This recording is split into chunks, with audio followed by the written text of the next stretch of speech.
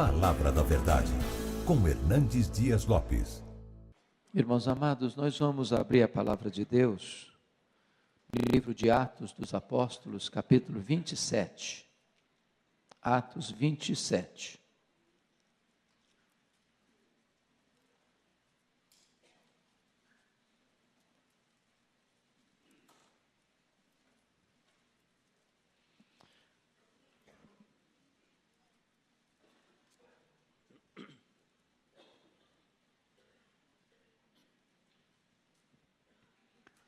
Nós vamos começar a leitura a partir do verso 9. Os perigos da viagem. Depois de muito tempo, tendo se tornado a navegação perigosa e já passado o tempo do dia do jejum, admoestava-os Paulo, dizendo-lhes: Senhores, vejo que a viagem vai ser trabalhosa, com dano e muito prejuízo, não só da carga e do navio, mas também da nossa vida. Mas o centurião dava mais crédito ao piloto e ao mestre do navio do que o que Paulo dizia. Não sendo o porto próprio para invernar, a maioria deles era de opinião que partissem dali para ver se podiam chegar a Fenícia e aí passar o inverno, visto ser um porto de Creta, o qual olhava para o norte e para o sudeste. Soprando brandamente o vento sul, e pensando eles ter alcançado o que desejavam, levantaram âncora e foram costeando mais de perto a ilha de Creta. Entretanto, não muito depois, desencadeou-se do lado da ilha um tufão de vento chamado Euroaquilão, e sendo o navio arrastado com violência, sem poder resistir ao vento, cessamos a manobra e nos fomos deixando levar. Passando sob a proteção de uma ilhota chamada Cauda, a custo conseguimos recolher o bote, e levantando-se este, usaram de todos os meios para cingir o navio, e temendo que dessem na Sirte, arriaram os aparelhos e foram ao léu. Açoitados severamente pela tormenta, no dia seguinte já aliviavam o navio. E ao terceiro dia, nós mesmos, com as próprias mãos, lançamos ao mar a armação do navio. E não aparecendo, havia já alguns dias, nem sol, nem estrelas, caindo sobre nós grande tempestade, dissipou-se, afinal, toda a esperança de salvamento. Havendo todos estado muito tempo sem comer, Paulo, pondo-se em pé no meio deles, disse: Senhores, na verdade era preciso terem me atendido e não partir de Creta, para evitar este dano e perda. Mas já agora vos aconselho bom ânimo, porque nenhuma vida se perderá de entre vós, mas somente o navio. Porque esta mesma noite, um anjo de Deus, de quem eu sou e a quem eu sirvo, esteve comigo dizendo: Paulo, não temas. É preciso que compareças perante César. E eis que Deus, por sua graça, te deu todos quantos navegam contigo. Portanto, senhores, tende bom ânimo, pois eu confio em Deus, que sucederá do modo por que me foi dito. Porém, é necessário que vamos dar a uma ilha. Quando chegou a 14ª noite, sendo nós batidos de um lado para o outro do mar Adriático, por volta da meia-noite, pressentiram os marinheiros que se aproximavam de alguma terra. E lançando o prumo, acharam 20 braças. Passando um pouco mais adiante, tornando a lançar o prumo, acharam 15 braças.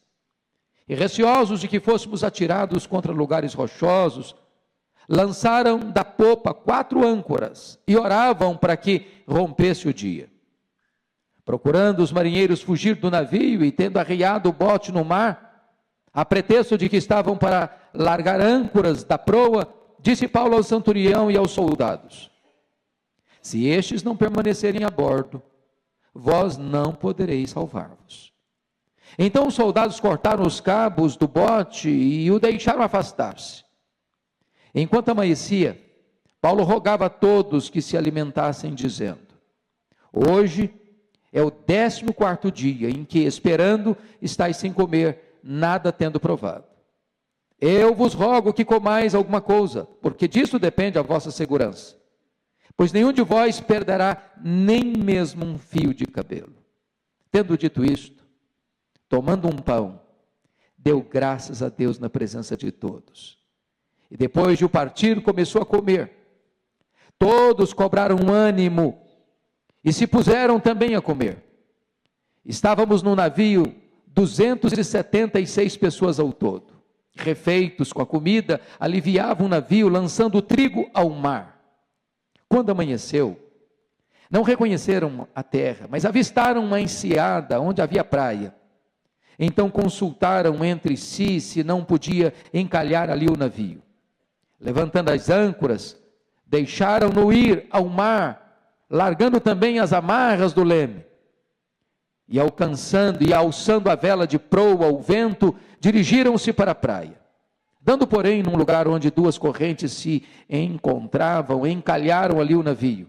A proa encravou-se e ficou imóvel, mas a popa se abria pela violência do mar. O parecer dos soldados era que matassem os presos, para que nenhum deles, nadando, fugisse. Mas o centurião, querendo salvar a Paulo, impediu-os de o fazer.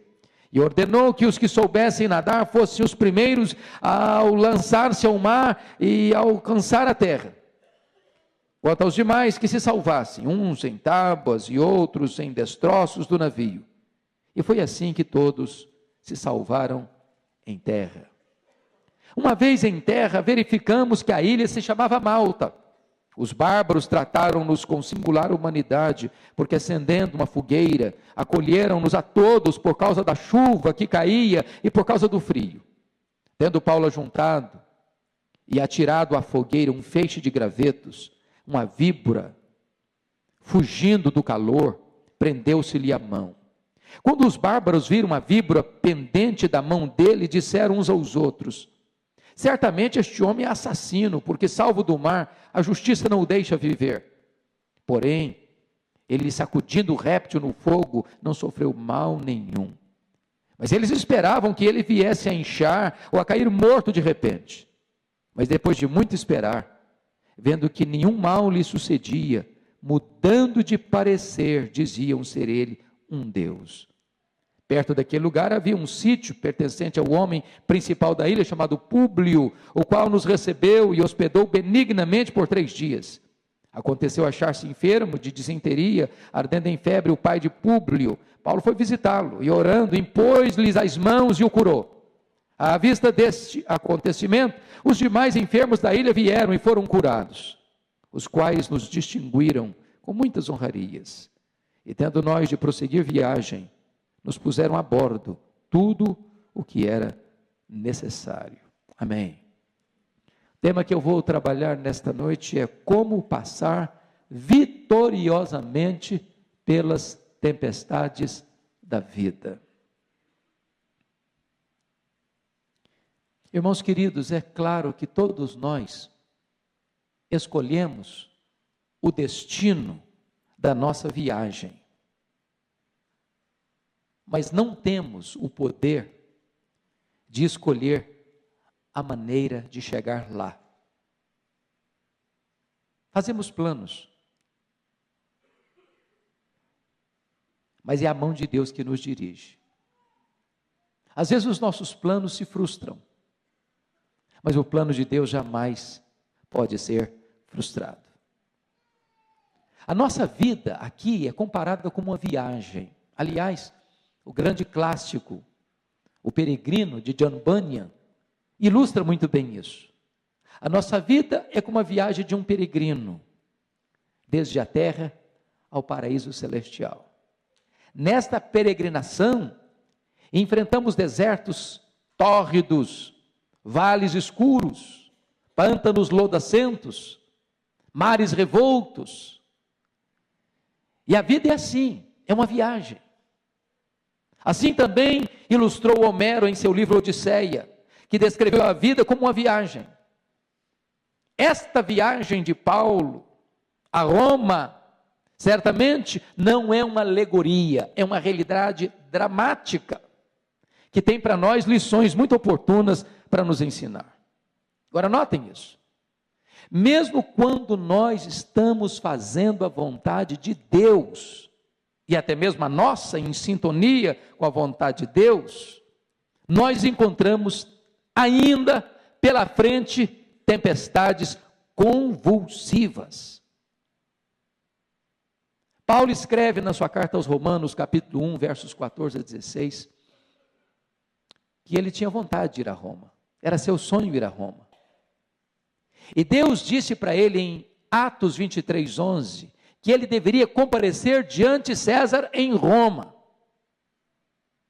Agora, quando ele caminha para Roma, ele enfrenta uma tempestade, ele enfrenta um naufrágio, ele é picado por uma víbora. Ele chega em Roma não como sonhara um dia chegar, ele chega assim, algemado, preso. O plano dele pode não ter saído rigorosamente de acordo com como ele planejara, mas o plano de Deus saiu rigorosamente de acordo com o que Deus planejou. Para fazermos uma viagem segura, diante das tempestades da vida, nós temos que atender algumas coisas. Primeiro, nas tempestades da vida, nós precisamos estar atentos às placas de sinalização colocadas por Deus ao longo do caminho. E agora, com a sua Bíblia aberta comigo, você vai perceber isso. Se você perceber, quando Paulo está saindo, no versículo 9 do texto lido, depois de muito tempo, tendo se tornado a navegação perigosa. Por que perigosa? Porque o inverno estava chegando. E os 3 meses de inverno rigoroso, aquela região era quase inavegável. Não era prudente viajar. É por isso que quando Paulo está preso em Roma, ele escreve para Timóteo: meu filho, venha, mas venha antes do inverno, porque no inverno não dá para navegar. O inverno estava chegando e Paulo, percebendo isso, que a viagem seria, a navegação seria perigosa, dá o seguinte conselho, a seguinte advertência no verso 10: senhores, vejo que a viagem vai ser trabalhosa, com dano e muito prejuízo, não só da carga do navio, mas também da nossa vida. Primeira coisa, advertência. Aquele comandante não deveria ter zarpado, não deveria ter começado a viagem. Paulo os adverte com muita consciência. Sabe, irmãos, também na jornada da vida, Deus coloca placas no nosso caminho, nos advertindo. Se nós não ouvirmos os alertas desses avisos de Deus, se nós não lermos essas placas de Deus ao longo do caminho, correremos o risco de fazermos uma viagem desastrosa. Deus coloca placas. Por exemplo, você nem pode imaginar o que é fazer uma viagem de carro sem obedecer às placas,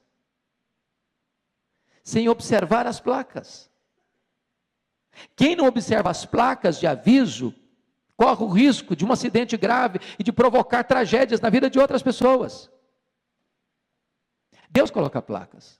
Por exemplo, quando um adolescente chega em casa às 3 horas da madrugada, isso é uma placa. Isso é um aviso, isso é um sinal. Quando marido e mulher não conversam mais, não dialogam mais, não têm afeto mais um pelo outro e tratam o outro com rispidez, isso é um aviso, isso é uma placa. Quando você passa mais tempo diante da televisão assistindo as novelas todas da Globo, em vez de ler a Bíblia, isso é uma placa, isso é um aviso, isso é um outdoor de Deus. Deus coloca placas ao longo do nosso caminho. Mas veja você no versículo 11, o descrédito. Confira aí o verso 11. Mas o centurião dava mais crédito ao piloto e ao mestre do navio do que o que Paulo dizia. Talvez pensasse assim, esse Paulo pode entender muito bem de Bíblia, ele é missionário, ele é pregador e tal, mas de navio, de embarcação, de viagem marítima, eu não entendo não, isso aqui é com a gente. Talvez muitas pessoas desacreditam também das coisas de Deus, não querem os conselhos de Deus, não querem ouvir a voz de Deus, não buscam a orientação de Deus. E eu fico olhando, irmãos, quantos filhos, por exemplo, que se tivessem ouvido pai e mãe, na época do namoro, quantas lágrimas teriam evitado? Quantas tragédias teriam sido evitadas? Quantos crentes que se tivessem ouvido o conselho de seus pastores, de seus conselheiros, de seus líderes espirituais, quantos problemas não teriam sido evitados? Deus adverte, Deus coloca placas, Deus coloca sinais ao longo do nosso caminho. Se nós não dermos crédito, nós estamos caminhando para um grande desastre. Terceira coisa, veja comigo o verso 12. Você pode ler o 12 comigo? Não sendo porto próprio para invernar, a maioria deles era de opinião que partissem dali, para ver se podiam chegar a Fenícia e passar o inverno, visto ser um porto de Creta, para olhar para o norte e para o sudeste. A voz da maioria nem sempre é a voz de Deus. Eu fico imaginando o seguinte: o comandante, talvez querendo ser bem democrático, pensou assim: vamos fazer uma enquete aqui. O que você pensa? O que você acha? E você? E você? O que você acha? E você? E você? O que você acha? Não, vamos partir. Esse Paulo aí não está com nada, não. Essa orientação dele, isso aí é querer apavorar o povo, sem fundamento nenhum. Vamos viajar. Está tudo bem. Vai dar certo. Deixa eu dizer uma coisa para você. Nem sempre a maioria está certa. Nem sempre. Você não é governado pela opinião da maioria. Você é governado pela direção de Deus. De Deus. Eu volto a me referir ao que aconteceu essa semana passada nos Estados Unidos. Talvez a Suprema Corte, por 5-4, tomou a decisão de considerar o casamento homossexual legal em todos os 50 estados, porque já viu enquete de que 52% da população americana é favorável a isso. É a maioria. Mas nem sempre a maioria está com a razão. Mas nem sempre a maioria está com a verdade. Mas nem sempre quando a maioria segue um caminho, esse caminho é o caminho certo. O que define se o caminho é verdadeiro não é se a maioria está andando por ele. Aqui eles entram num processo desastroso porque quiseram seguir o caminho da maioria. Foi o que aconteceu com Sansão. Ele deu uma festa, como um nazireu não podia dá-lo, regado a bebida alcoólica, porque diz o texto que quis ser semelhante aos moços da sua época, e quis seguir a maioria, quando ele não era produto e nem resultado da maioria, ele era um homem consagrado a Deus. Quarto lugar, quem não escuta conselhos, escuta, coitado. Esse é um ditado bem brasileiro. Quem não escuta conselhos, escuta, coitado. Veja comigo, versículo 13. A aparente segurança, soprando brandamente o vento sul, e pensando eles ter alcançado o que desejavam, levantaram âncora e foram costeando mais de perto a ilha de Creta. Sabe, pastor Ival, o que eu penso? Eu acho que quando Paulo deu aquelas orientações, não vão partir não, gente, vai ser perigoso, vai ter perda do navio, vai ter perda de bens que nós estamos levando aqui. Começam a navegar, o mar tranquilo, espelhado, vento brando. Eu acho que houve um bochicho dentro daquele navio. Está vendo aí? Ó? Esse Paulo não está com nada, sabe de nada. Está vendo aí que coisa tranquila? Que viagem maravilhosa. Está tudo tão bem. Está dando tão certo. Deixa eu dizer para você, querido, o pecado nunca de imediato apresenta para você a sua carranca. Não, ele é doce, ele é gostoso, ele é atrativo, ele é bonito. O diabo não vem com um tridente na mão, cuspindo fogo. Ele vem sedutor, cheiroso, perfumado, belo, encantador. É sempre assim. Pensa comigo, se o camarada que é tentado a fumar o primeiro baseado pudesse ter noção do final dessa linha, alguém arruinado, saúde sucateada, o nome arruinado, a reputação destruída, no fundo do poço, sem descrédito, sem moral, sem dignidade, sem apoio de mais ninguém, um lixo humano. Se a pessoa fumaria o primeiro baseado. Pense comigo, se uma pessoa que tomou o primeiro gole pudesse olhar lá no final da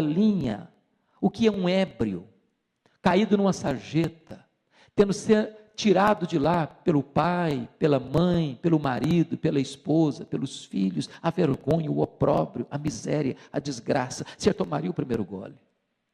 Imagine comigo uma pessoa que é chamada para a sedução de um caso amoroso, se ele soubesse quantas desgraças isso traria para a vida dele, para a casa dele, para a descendência dele, se ele cederia àquela sedução. Aparentemente está tudo bem, a viagem está boa, está tendo até sucesso o que eu estou fazendo, vai dar tudo certo, eu vou escapar. Veja o 14 comigo. O perigo, entretanto, não muito depois, desencadeou-se do lado da ilha um tufão de vento chamado Eroquilão. Veja você que a coisa muda de uma hora para outra, transtorna de uma hora para outra, a crise chega sem mandar telegrama, o problema se estabelece sem mandar aviso prévio, transtorna tudo, vira tudo de ponta cabeça. De repente aquilo que estava tão calmo, tão tranquilo, tão seguro, tão sob controle, já não tem mais controle nenhum. A fase seguinte é a impotência, olha o verso 15. Sendo o navio arrastado com violência, sem poder resistir ao vento, cessamos a manobra e nos fomos deixando levar. Perdi o controle. Não adianta você estar com a mão no leme mais. Você quer ir para a direita, você está indo para a esquerda. Você quer ir para a esquerda, você está indo para a direita. Você quer ir para frente, você está indo para trás. Você está dando uma charré. As coisas fugiram da sua mão.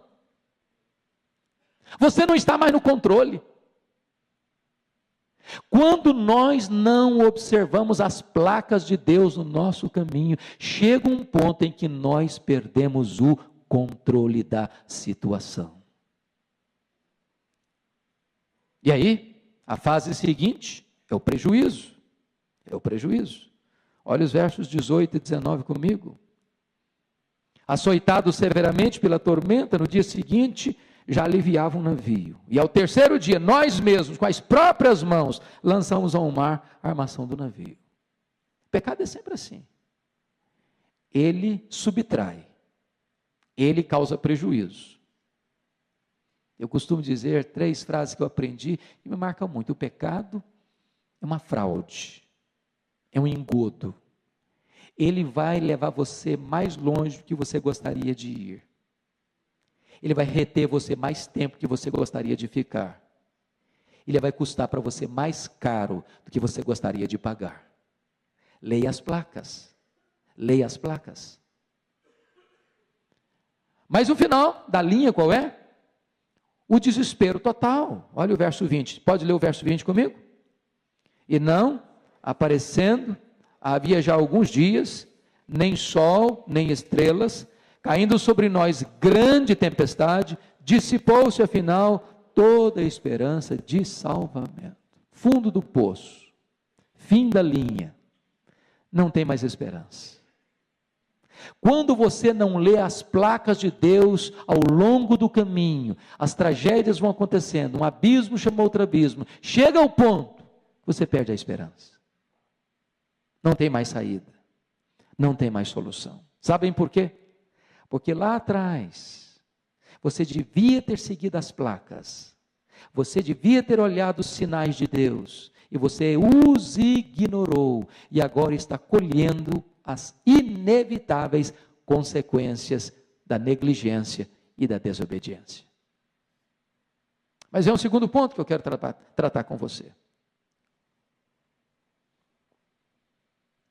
Nas tempestades da vida, precisamos olhar para Deus e não para as circunstâncias e nos levantarmos como encorajadores. Primeiro, na tempestade, encoraje as pessoas e encaminhe as pessoas para a vida. Veja o verso 21 e 22 comigo, vamos juntos. Havendo todos estado muito tempo sem comer, Paulo, pondo-se em pé no meio deles, disse: Senhores, na verdade era preciso terem me atendido, e não partir de Creta para evitar este dano e perda. Mas já agora vos aconselho, bom ânimo, porque nenhuma vida se perderá de entre vós, mas somente o navio. Paulo poderia ter tomado a seguinte posição: eu avisei, não avisei? Agora aguente. Agora se virem. Agora morram.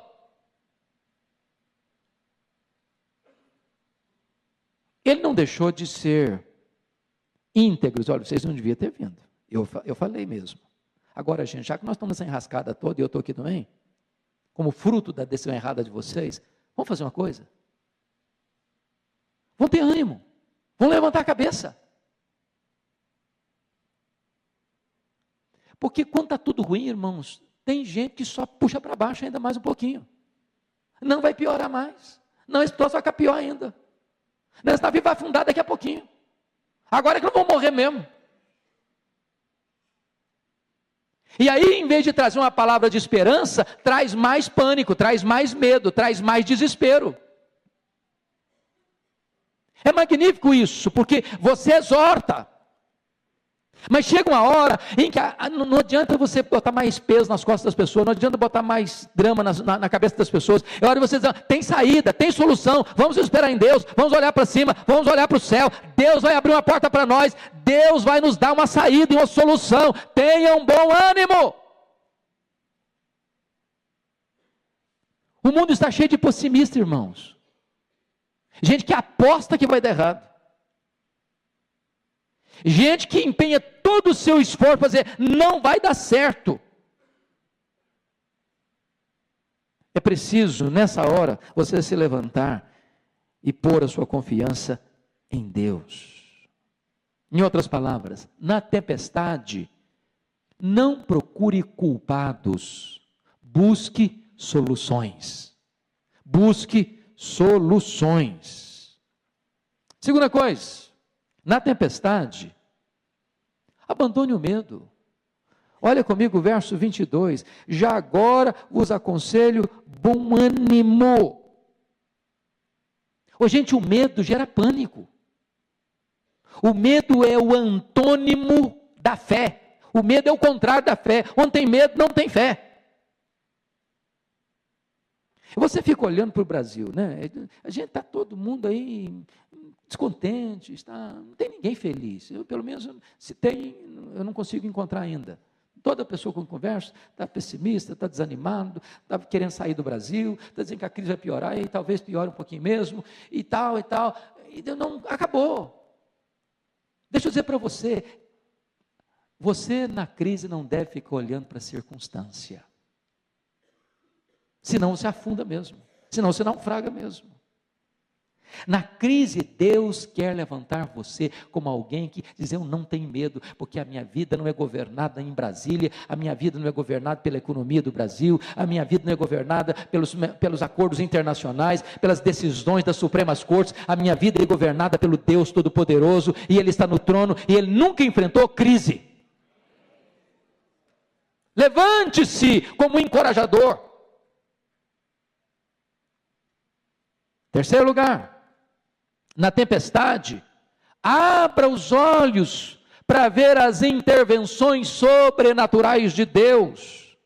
Confira comigo os versos 23 e 24. Vamos juntos? Porque esta mesma noite, um anjo de Deus, de quem eu sou e a quem eu sirvo, esteve comigo dizendo, Paulo, não temas, é preciso que compareças perante César. E eis que Deus, por sua graça, te deu todos quantos navegam contigo. Louvado seja Deus. Lá em Atos 23:11, Deus apareceu para Paulo na cadeia, está preso em Jerusalém. Diz, olha, coragem.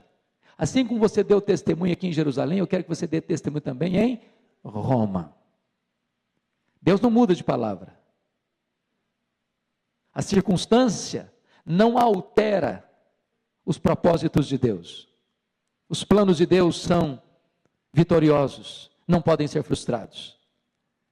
E agora, quando todos os recursos da terra se esgotaram, agora quando todos estavam sem qualquer esperança de salvamento, quando o homem chegou ao fundo do poço, ao fim da linha, e não havia nenhuma possibilidade humana de salvamento, Deus veio e manifestou-se, revelando-se a Paulo por meio de um anjo, dizendo, calma, o meu plano não foi mudado. Calma, eu estou no controle. Calma, o erro dos homens não anula o meu plano. Calma, você vai ter que comparecer perante César. Este é o meu projeto e ele está em curso. Meus amados irmãos, eu quero dizer para você que o nosso Deus sempre vem ao nosso encontro na hora da nossa necessidade. Ainda que na quarta vigília da noite, ainda que andando sobre as águas, ainda que no fragor de uma tempestade, Ele não desampara os seus filhos. Quarto lugar, na tempestade, você precisa lançar suas âncoras. Confira comigo o verso 29, por favor. E receosos, pode ler comigo? E receosos de que fôssemos atirados contra lugares rochosos, lançaram da popa 4 âncoras e oravam para que rompesse o dia. Oh, amados, as âncoras são lançadas para dar firmeza, estabilidade. E eu gostaria, sem querer espiritualizar e romantizar o texto, que as âncoras aqui eram âncoras mesmo. Mas nós precisamos de algumas âncoras também. Eu não estou falando que nós estamos no meio do mar, nós estamos aqui, num templo seguro, andando sobre a terra. Mas nós podemos pensar em âncoras espirituais. Quais são essas âncoras que aparecem no texto? Primeira coisa que eu acho é a âncora da fé. Veja o verso 25 comigo. Vamos juntos? Portanto, senhores, tende bom ânimo, pois eu confio em Deus, que sucederá do modo porque me foi dito. Sabe o que é fé? É você confiar que o que Deus falou, Ele vai cumprir. Fé. Fé significa, eu não estou sentindo, eu não estou vendo, a circunstância diz o contrário, mas eu confio que Deus está no controle. Isso é fé, porque Ele falou, e eu creio que o que Ele falou é a verdade. Isso significa o seguinte, meu amado, o último capítulo da sua vida ainda não está escrito. Na mente de Deus está, na sua percepção ainda não. Há um tempo atrás, uma querida irmã, uma amiga pessoal, conhecida por muitos aqui, doutora Edmei Williams, é uma pregadora que tem abençoado muitas igrejas, muitas pessoas ao redor do mundo, que tem um trabalho social muito importante no Morro Santa Marta, no Rio de Janeiro. E ela tem um trabalho social lá e atende muitas crianças carentes. E ela tinha um barracão lá em cima do morro, onde ela abrigava as crianças. E um dia ela foi acordada de madrugada, porque houve uma grande tempestade no Rio de Janeiro. E o único barraco que caiu no morro foi o barraco que abrigava aquelas crianças de uma missão evangélica cuidada por Edmei Williams. E a imprensa estava lá, e os curiosos estavam lá, e ela foi pressionada por todo lado. Mas cadê seu Deus? Por que o seu Deus não impediu que esse barraco caísse? O único barraco que caiu aqui foi o seu. Se Deus existe, por que permitiu isso? Por que Deus não socorreu você? E ela foi sendo imprensada. Como lá no Salmo 42, o teu Deus, onde está? Você não acredita em Deus? Ele não é fiel a você? Ele não é protetor? Por que você passa por luta? Por que você fica doente? Porque você perde o emprego? Porque você passa crise na sua vida? Porque você enfrenta problema na sua família? Cadê o teu Deus? E a Edmé ficou imprensada. Num dado momento, Deus deu paz ao coração dela. E ela disse o seguinte: sabe por que Deus derrubou esse barraco de tábua? Que Deus não quer mais um barraco de tábua aqui. Deus quer aqui um edifício de 3 andares, de concreto, firme, sólido, e é o que vai acontecer aqui. E eles construíram um edifício de 3 andares, de concreto. Tem horas, sabe uma coisa? Que Deus precisa derrubar o nosso barraco, para construir um edifício. Você precisa ter fé. Quando Deus derruba o barraco, é porque quer construir algo mais sólido na sua vida. Segunda âncora, confira comigo. A âncora da adoração. Olha o verso 35, irmãos. Tendo dito isto, tomando um pão, deu graças a Deus na presença de todos. E depois de o partir, começou a comer. Ora, você, num jantar de família, num almoço de família, cercado de pessoas queridas, num ambiente agradável, se tiver calor, você liga o ar-condicionado, se tiver frio, você bota uma roupa bem quentinha, e põe lá um jantar bem gostoso, e aí você, Senhor, agora vamos dar graça, aí você dá graças e tal. Eu estou falando num ambiente que tem 14 dias, eles não comem, estão tomados de medo, de pânico, de pavor, a morte mostrando para eles arranca toda hora, nós vamos morrer, nós vamos morrer, nós vamos morrer, nós vamos morrer, não tem chance, não tem jeito, não tem saída para nós estamos encurralados pela morte, não tem saída para nós, o problema é grande, o problema é grave, não tem saída, não tem jeito. E nesse contexto de turbulência, Paulo pega um pão, o parte e adora a Deus e dá graças a Deus.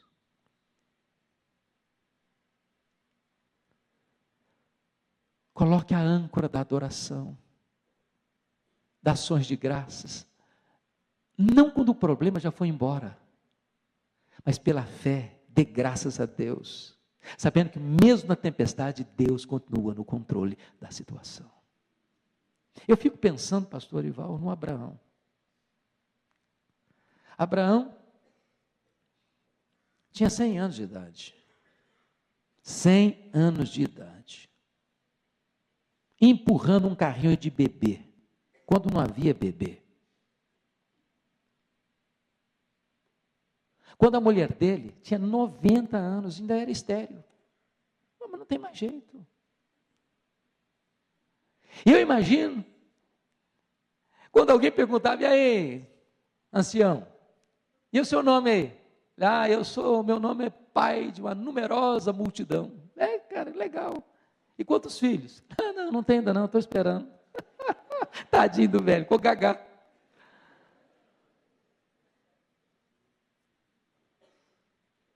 Deixa eu dizer para você, querido, Abraão creu contra a esperança, diz a Bíblia, e se fortaleceu. Adore a Deus na crise, dê graças a Deus na escassez, dê graças a Deus diante dos perigos da vida, não por causa dos perigos, mas porque o seu Deus está no controle dos perigos.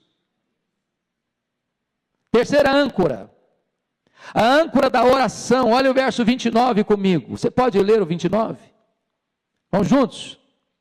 E receosos de que fôssemos atirados contra lugares rochosos, lançaram da popa 4 âncoras e oravam para que rompesse o dia. Eu nunca vi nenhuma oração mais óbvia do que essa, nunca. Sabe por quê?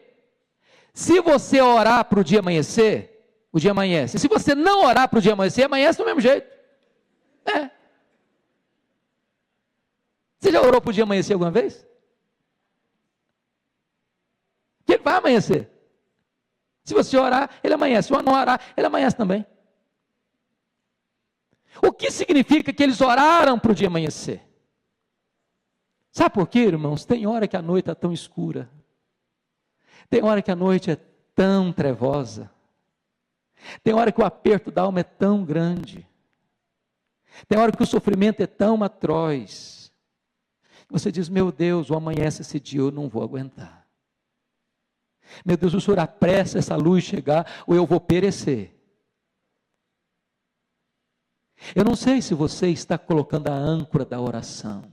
Deus, me socorre, Senhor. Deus, me ajuda, meu Deus. Deus, vem ao meu encontro, Senhor. Deus, me dá um sinal do teu favor, meu Deus.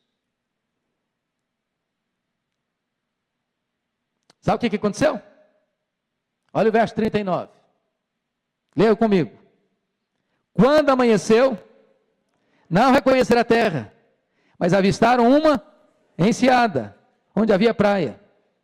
Está aqui, tá bom. Ou gente, eles estão numa viagem no meio do mar, para lá, para cá, sem saber se é dia, se é noite, não tem sol, não tem estrela, só tem escuridão, só tem desespero, só tem ameaça da morte, e eles oraram para quê? Para amanhecer o dia, e quando o dia amanhece, amanhece também a solução, louvado seja Deus.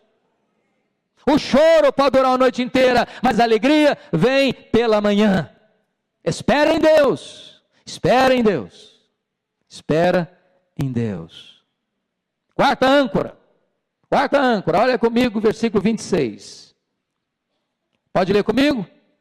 Porém, é necessário que vamos dar a uma ilha, a âncora da certeza. Você pode repetir essa frase comigo? É necessário. É necessário. É necessário. Tem coisas que são necessárias. Era necessário Jesus passar por Samaria. Era necessário eles darem numa ilha. Isso é certeza de que Deus traçou um rumo para a sua vida e Deus não vai frustrar o seu propósito. Certeza. Mas é o terceiro ponto, irmãos. Nas tempestades da vida, precisamos nos distinguir dos demais. Vá comigo para o capítulo 28. Primeira coisa que você precisa fazer, filho, é aproximar-se da fogueira, daquilo que pode aquecer você. Versículo 1 e 2. Diz o texto aí que eles chegaram numa ilha chamada Malta, que os bárbaros aqui não é que eram ignorantes ou rudes, não. Bárbaros aqui significava que eles não falavam a língua grega. Trataram todos com singular humanidade, porque acendendo uma fogueira, acolheram-nos a todos por causa da chuva que caía, por causa do frio. Pensa comigo o seguinte, estava chovendo, estava fazendo frio, nem precisava estar chovendo não, porque eles tinham que salvar na água lá, então todo mundo molhado. Mesmo que tentasse enxugar, depois de sair do mar, estava chovendo, com frio, todos ensopados, podia pegar uma pneumonia. De repente, falou, já nós nos livramos do mar, mas agora a doença nos pega, o resfriado nos pega. Aí os malteses, os bárbaros, fizeram o quê? Uma fogueira para aquecê-los, para enxugá-los, para aquecê-los. E eu quero dizer para você que tem hora, sem espiritualizar demais o texto, nós precisamos nos aproximar daquilo que nos aquece, sabe? Precisamos de um ambiente mais quentinho. Precisamos de um coração mais fervoroso. Precisamos pedir a Deus que a nossa igreja seja mais calorosa, cheia do Espírito Santo. A gente precisa se aproximar daquilo que nos aquece. Você precisa estar perto daquilo que ajuda você a ficar mais aquecido. Você precisa se aproximar do fogo. Não estou falando de fogo estranho, estou falando do fogo de Deus. Do fogo que aquece, do fogo que ilumina, do fogo que purifica, do fogo que alastra. Você precisa de andar com gente mais crente que você. Você precisa de andar com pessoas que influenciam a sua vida positivamente, que vão para frente, vai dar certo, vamos orar, vamos crer, vamos trabalhar, vamos fazer, Deus está conosco.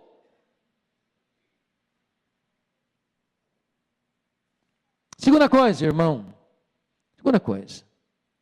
cate os seus gravetos para alimentar a fogueira. Olha o verso 3 comigo, você pode ler? Tendo Paulo ajuntado e atirado à fogueira um feixe de gravetos. Só vai até bom. Pense comigo nessa história aqui. Quantas pessoas tinham no navio, vocês lembram? 276 pessoas. É claro que se os bárbaros os acolheram com urbanidade, eles estavam por perto. Então devia ter mais de 300 pessoas, não é isso? A única pessoa desse grupo que pensou assim, essa fogueira é tão boa, ela é tão gostosa, ela é tão necessária, ela está nos fazendo tão bem, ela não pode apagar. Eu quero alimentar essa fogueira. E foi fazer o quê? Pegar graveto para jogar na fogueira. O que significa isso? Deixa eu dizer para você, eu vim aqui nessa noite a juntar os meus gravetos para aquecer meu coração. A gente precisa juntar gravetos para aquecer o casamento, ser mais amoroso. De repente, marido, você pode ser mais carinhoso com a sua mulher, que você está sendo até hoje. Qual foi a última vez que você mandou flores para sua mulher? Qual foi a última vez que você deu um presentinho para ela? De repente, mulher, você pode fazer um jantar especial para o seu marido. Tem muito tempo, você só faz para a visita que chega na casa. Faz para ele, vai ficar surpreso. Cata os seus gravetos.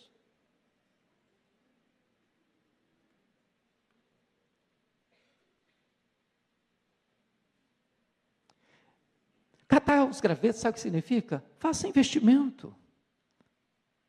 Faça um investimento. Eu estava lendo um fato muito interessante de um engenheiro. Estava desempregado. E ele escutou, leu no jornal que tinha uma empresa, grande empresa da cidade, que tinha uma vaga para engenheiro. E ele botou o seu melhor terno, sua pasta mais bonita, botou o seu currículo, e não era um currículo meia boca como o Rival alertou nós agora há pouco, currículo bom, robusto, se dirigiu à empresa.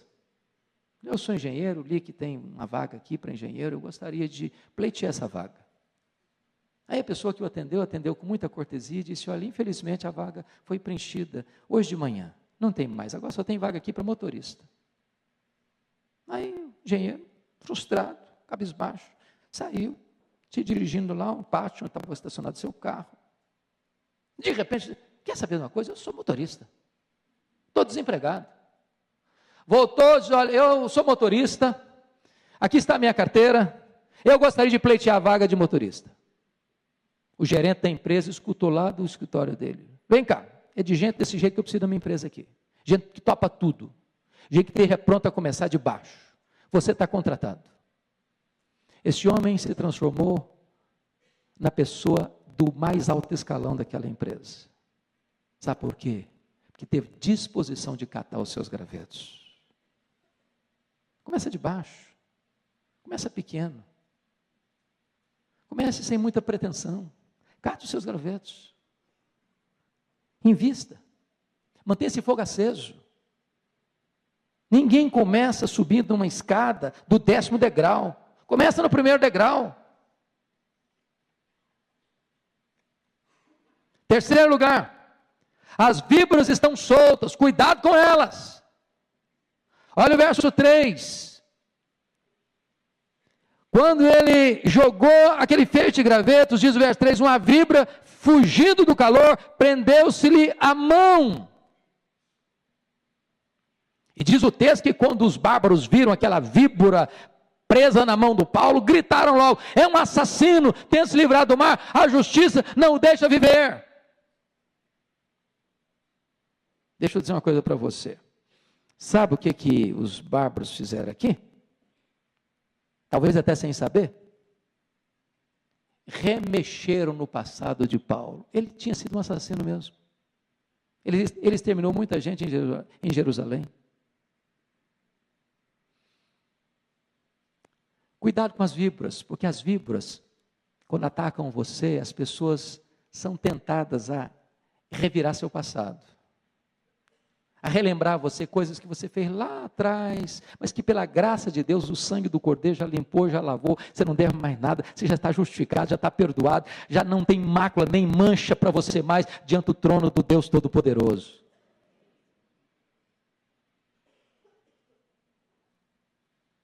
Quarto lugar, veja o verso 5 comigo, jogue a víbora no fogo. Porém ele, sacudindo o réptil no fogo, não sofreu mal nenhum. Mal nenhum. Paulo balançou a mão e jogou a víbora no fogo. Ele tirou o veneno da sua vida. Tem gente que às vezes, com a sua atitude, parece uma víbora que joga veneno em você e rotula você. É assassino. É ladrão. É mau caráter. Talvez até isso fez parte lá do seu passado. Mas um dia, Jesus Cristo entrou na sua vida, transformou o seu coração. Você nasceu de novo. Você foi lavado e remido no sangue do Cordeiro. E agora Deus olha para você e diz: está justificado, não deve mais nada, está aqui com a minha lei, com a minha justiça. Eu quero concluir com o último ponto dizendo o seguinte: nas tempestades da vida, nós precisamos ser encorajados pelas promessas de Deus. Primeira promessa: Deus é poderoso para levantar gente desconhecida para ajudar você. Olha o verso 2 comigo, por favor. Pode ler comigo o verso 2? Os bárbaros trataram-nos com singular humanidade, porque acendendo uma fogueira, acolheram-nos a todos por causa da chuva que caía e por causa do frio. Os bárbaros nunca tinham visto Paulo, nunca tinham visto aqueles prisioneiros e trataram com urbanidade. Sabe o que significa isso? Que Deus pode levantar gente que você nunca viu, que nunca te conheceu, para abençoar você. E Deus é assim. Ele te surpreende. Às vezes as pessoas mais próximas de você vão passar batido na sua vida. Gente que nunca te viu vai endereçar bênçãos particulares especiais à sua vida e você vai ficar surpreso. Surpreso. Deixa eu contar só um detalhezinho aqui, uma história que eu achei muito engraçada. Boa, confortou o nosso coração.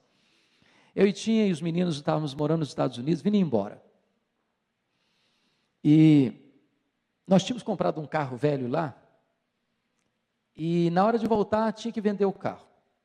E o missionário que morava do meu lado, que era colombiano, disse: eu preciso do seu carro, só que eu tenho que dar $1.000 a menos do que o valor dele. Eu falei: tudo bem, já que você tem que dar, eu não vou fazer nada, tem que entregar o carro. Aí passei o carro para ele. Só que nós tínhamos que voltar no dia 12 de setembro de 2001, vocês sabem o que aconteceu no dia 11 de setembro de 2001, ficamos retidos lá 4 dias, e nós só entregamos o carro no dia de vir embora. E aí a Tinha estava com um trabalho lá na escola, e nós tínhamos um presentezinho para comprar para uma pessoa querida, custava $300, mas nós estávamos com dinheirinho contado já e tal. Mas como é que vamos fazer para comprar? $300 está meio caro o negócio. Aí no último dia de entregar o carro, a Tinha vai para a escola, daqui a pouco ela me liga, falou: olha, bati o carro.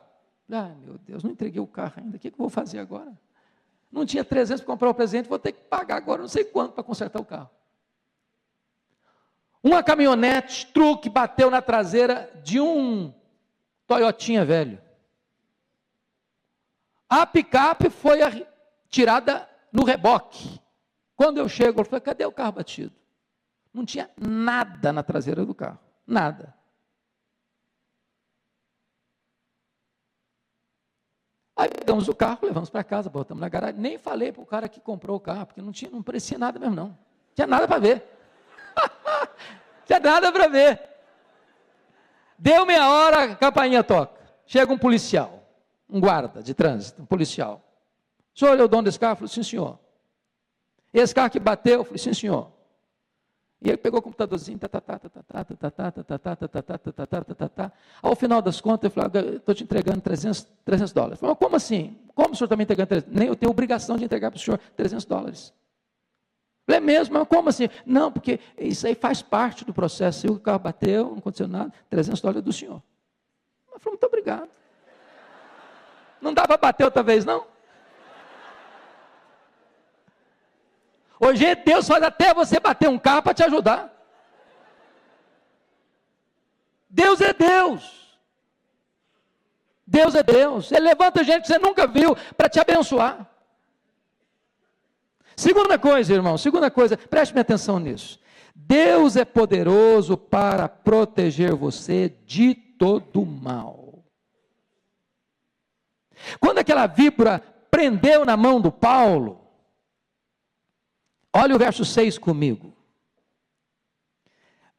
Paulo jogou a víbora lá no fogo, mas os bárbaros não acharam que estava resolvido o problema, não. Leia o verso 6 comigo.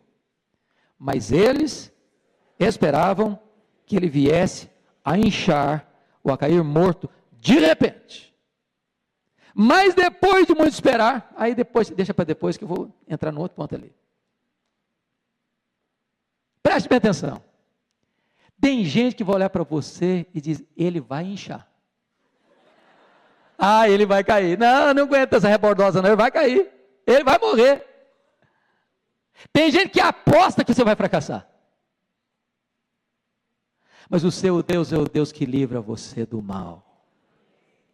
O seu Deus é o Deus que livra você do mal. A morte pode estar lavrada, o fracasso pode estar humanamente determinado, mas Deus reverte a situação. Louvado seja o Senhor. Terceiro lugar. As pessoas que rotulavam você terão de mudar de opinião a seu respeito, quando você anda com Deus. Veja o verso 6 agora de novo, agora nós vamos ler todo, vamos juntos.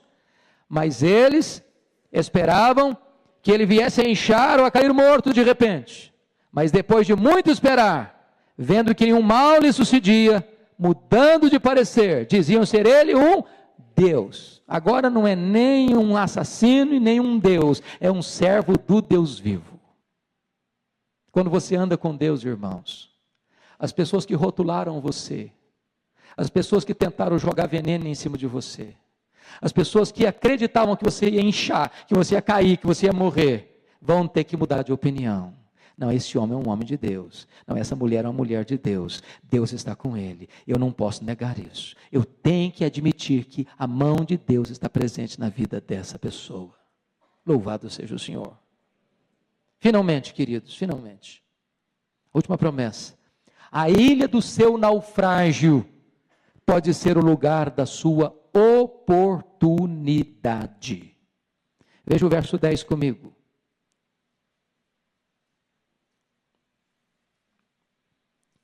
Se você ler no verso de número 8, o pai do prefeito da cidade, chamado Públio, estava doente. E Paulo orou por ele, impôs as mãos sobre ele e o curou. Versículo 9. À vista deste acontecimento, os demais enfermos da ilha vieram e foram o quê? Curados. Qual o resultado? Versículo 10. Os quais, os que foram curados, fizeram o que com Paulo? Nos distinguiram com muitas honrarias.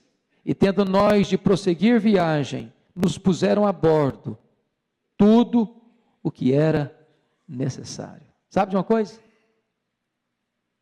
Não foi a tempestade, nem o naufrágio que levou Paulo à ilha de Malta. Foi a mão da providência de Deus. Era necessário que eles fossem dar nessa ilha. Porque Deus viu que tinha um homem doente lá. Tinha muita gente doente lá. E diz, eu tenho dentro desse navio aí um homem que vai impor as mãos sobre eles. E eles vão ser curados. Deus amou aqueles pagãos, Deus amou aqueles bárbaros, doentes, desiludidos, em trevas, na escuridão. Tinha dentro de um navio um homem enfrentando uma grande tempestade. Sabe o que Deus faz? Eu vou levar essa tempestade a dirigir esse navio para essa ilha. Os homens vão pensar que é acaso, os homens vão pensar que é a tempestade que levou, que foi o vendaval que levou. Mas a minha mão está dirigindo esse navio. Vai se arrebentar todo. Mas eles vão desembarcar na ilha. Para que gente que não tinha esperança possa ter esperança. Gente que estava em trevas possa ver a luz. Gente que estava doente possa ser curado. E esse mesmo Paulo, que agora tem que ir para Roma, porque Deus o queria em Roma. Você pode ir, Paulo, nós vamos te honrar. Tudo que você precisar está aqui, Paulo. Vai com a bênção de Deus e com o nosso cuidado. Irmãos queridos, a vida é marcada por tempestades. Mas o nosso Deus faz o seu caminho na tormenta, caminha sobre a tempestade e nos guia seguros para o porto seguro. Que Deus nos abençoe.